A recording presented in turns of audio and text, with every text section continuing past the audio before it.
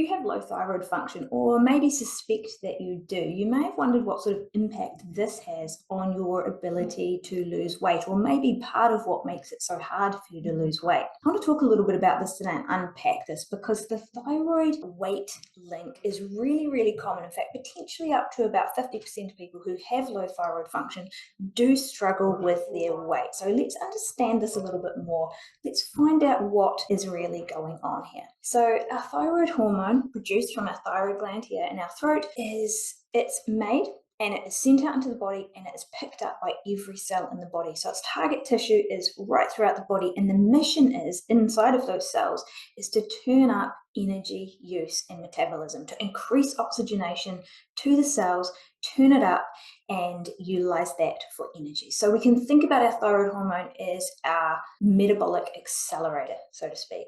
So if you have low thyroid function, it really does make sense that we would ask the question, is this impacting my ability to lose weight because it's turning down my metabolic function? I want to share with you today a couple of tricks here when it comes to weight loss, when it comes to weight management if you do have low thyroid function, because I want to tell you right here and now that it is possible to lose weight with low thyroid function, and it's possible to do it really well, and it's possible to do it really, really hard if we don't understand kind of the moving parts. So let's zoom out on this a little bit and think, so what's our thyroid gland doing, right? Thyroid gland is producing those hormones that's creating our metabolic it's our metabolic accelerator. It's turned down. So what does this mean? It means our body at rest is burning less energy than it used to be. That means that you could be eating exactly the same amount of food, but you're not burning it. And so now the same amount of food is causing weight gain. Now, you could think of this and think, well, that makes it quite simple to lose weight, doesn't it? I just eat less and move a little bit more because my metabolism's slower.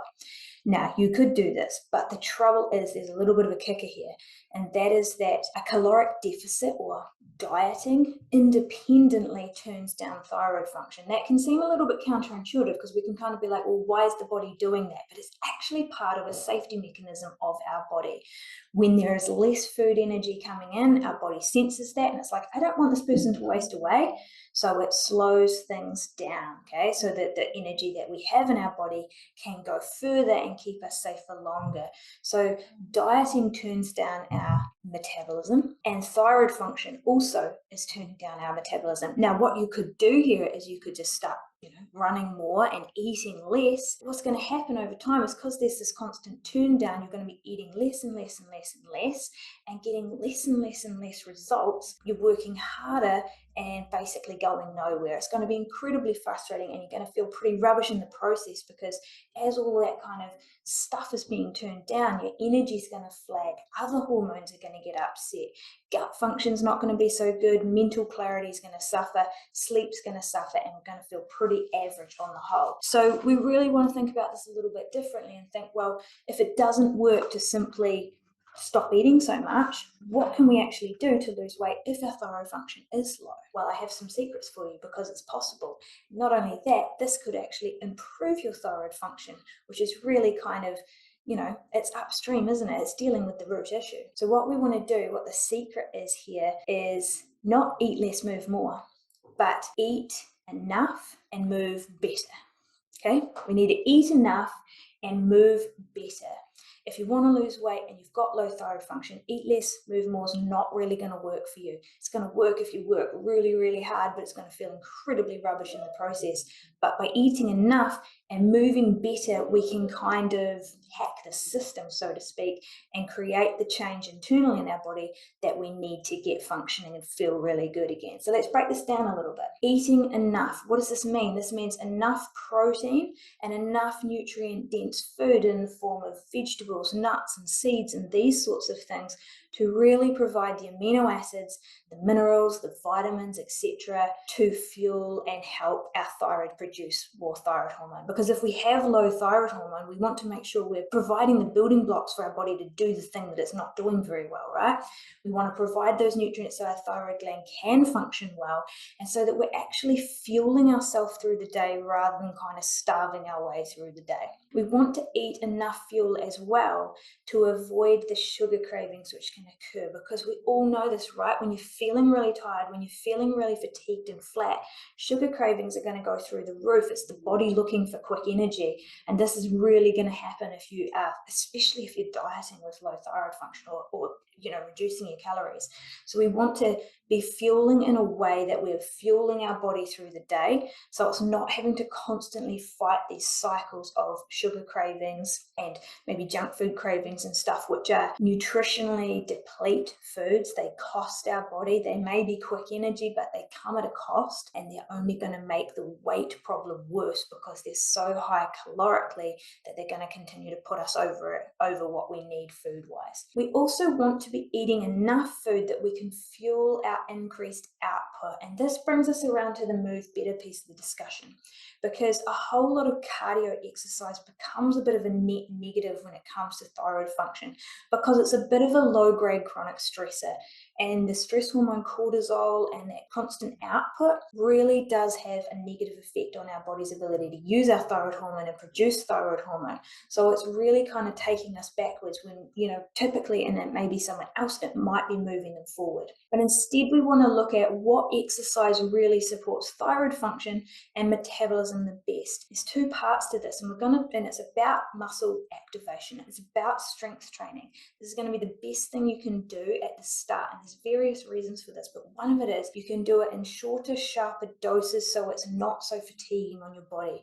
When your energy is already low, you likely don't have the energy to be going out and doing a whole lot of long runs or big rides or anything like that, but you may have enough to do a shorter kind of strength training set, which is activating your muscles.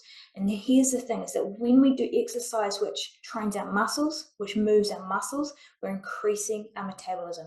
So while our low thyroid function may be turning it down, we can exercise to build it back up. And as we build it back up, we're going to kind of balance out that effect of the weight gain which may have been occurring, meaning we can eat a little bit more, eat enough without putting it on as body fat. But the other part of this is really interesting. When you look at kind of studies on comparing aerobic training and resistance training in people with hypothyroidism, what we see is that the TSH, which is your thyroid stimulating hormone, or your messenger from your brain to your thyroid, decreases with resistance training.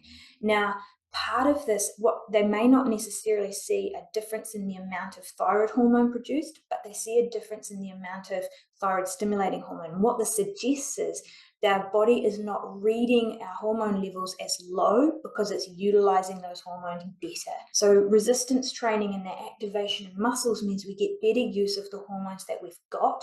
And as we're fueling our body well and starting to build up these hormone levels, we're going to have more there, so we can continually feel better and better over time. And this specifically applies as well if you are on thyroxine, if you maybe have your thyroid gland removed, so you don't produce any of your own thyroid hormone, or if you aren't on that as well. But if you are, then also it's going to help you use that medication better, so that you can stay on a lower dose of it without having to have that dose constantly increased up. So basically the muscle training really helps your body to utilize the hormones that's there. So in combination, we have this really nice effect, right? We have not eating less, but eating just enough, and really basing it on the nutrient dense whole foods, proteins, vegetables, nuts and seeds, etc., to get the nutrients in that your thyroid gland needs to fuel you through the day, to minimize kind of the cravings that can take you to the problematic foods, and to really fuel your output so that you can start increasing your muscle training to build your metabolism back up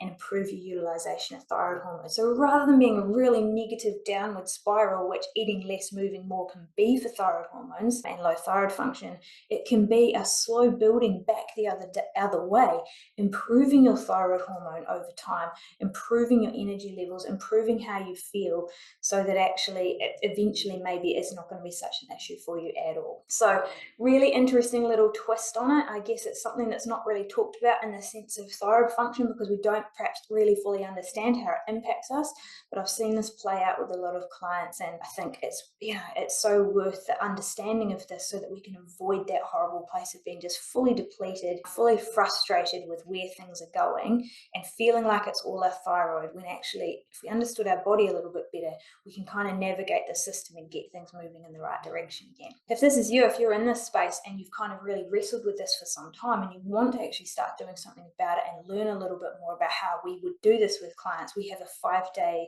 challenge which we can send out to you. It's a bit of a taster, it's a bit of an opportunity to get a look inside and see what we're recommending for our clients, and just start building those little habits to take yourself and your energy back the other way. Hopefully that was really useful, guys, and gave you a little bit of information, a little bit of insight onto the workings of the thyroid gland and just how important it is for our energy and our metabolic health. Have a brilliant rest of your day, guys. See you later.